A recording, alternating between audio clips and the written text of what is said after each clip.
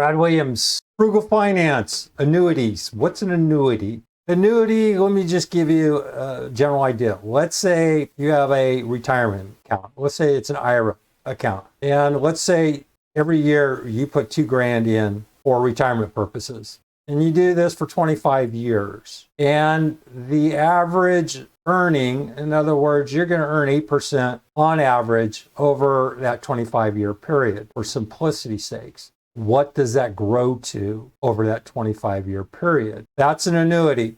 That is going forward annuity. You can reverse it and say, well, I have X amount of dollars. I want X amount per month for 20 years. And you can do the exact same thing, but we'll take one step at a time here. Future value of an annuity. In some cases, an individual may plan to set aside a fixed annuity each period for a number of periods and will want to know how much he or she will have at the end of the period. Future value of an end of the period annuity can be calculated as follows. Okay, there's a beginning and then there's the end of the period annuity. Makes a big difference, and I'll show you. Here it is. We have a simple formula, future value of an annuity. You have A as annuity. Then if you look back at that previous future value, what do we have? 1 plus R of N. We have minus 1. And then we're just going to divide that by R. Okay? And that would be your rate. So we're looking at here, and this one used 40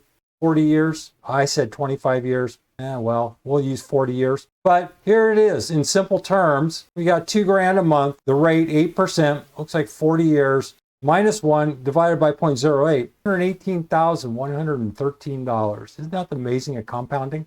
Pretty slick, huh? So we go from 65 years, from 25 to 65, so it is 40 years. So I guess I could change this. Okay, that's when you're saying 25. This is, you start putting $2,000 in at the age of 25. And over your working life, put in this amount and voila. Now, what happens? Keep in mind, the advantage of an IRA is there's no tax impact until you start withdrawing the money. Now, what happens if there's taxes involved? The tax exemption adds substantially to the value because it allows investors to keep the pre-tax return of 8%. If the income had been taxed, let's say 40%, the after-tax return would have dropped to 4.8%, resulting in a much lower expected value, $230,000. Isn't that amazing? So, frugal finance. This is part of the frugal part. Understanding the power of compounding. Understanding the power of compounding the annuity formula. So let's look at this. Here it is. You're going to use it frequently. So either memorize it, know where it is, and I suggest you practice with this. So here's your annuity, $2,000, 8%, 40 years, 513. You have an end of period, beginning of period. What you're doing here, notice the 518 versus the 559. Here it's noted. See this number 1 here? That is the notation. If you're going to look at the beginning and end of period, recognize it when you're doing your calculation. What's the value if you contribute $2,000 in the S&P at 8% for 40 years? Taxable, $241. Formulas are pretty straightforward. I'm not going to explain how to work through these formulas, okay? I want you to practice. But you're going to have a rate. You're going to have a number of periods. You're going to have a payment.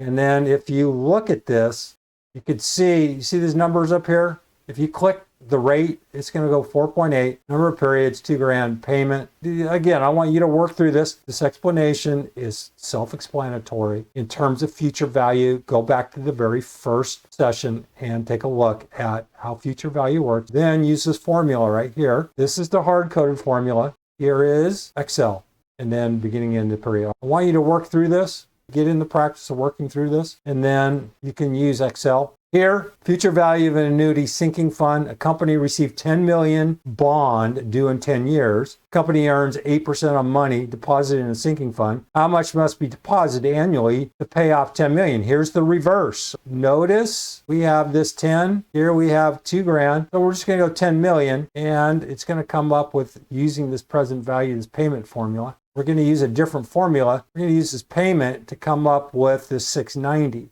And then growing perpetuities. We're going to get into what a perpetuity is, but this is infinite. So what's the value of a company stock paying 273 annual dividend with a 6% growth rate? This is the dividend discount model. All we're doing here is we're going to take this 273 and we're going to discount it over this growth rate. So we have 273 times, here's your growth rate, divided by this rate of return minus 6%. And whatever this company, if this could be, I don't know, a utility company, because they pay pretty reliable dividends they've been doing it for a zillion years, and their growth rate is modest. So 4650. Again, I'll get into more of this, but the annuities, this is kind of what an annuity is. This sort of is not an annuity, but it kind of is. This is just a dividend discount model. And this is just taking your amount and trying to figure out what that present value is, okay? So 690 over 10 million, you take this 690 times 8%, 10 years, you should come up with 10 million bucks. In other words, plug this into this formula here,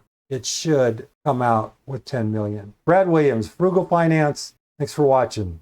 Williams out.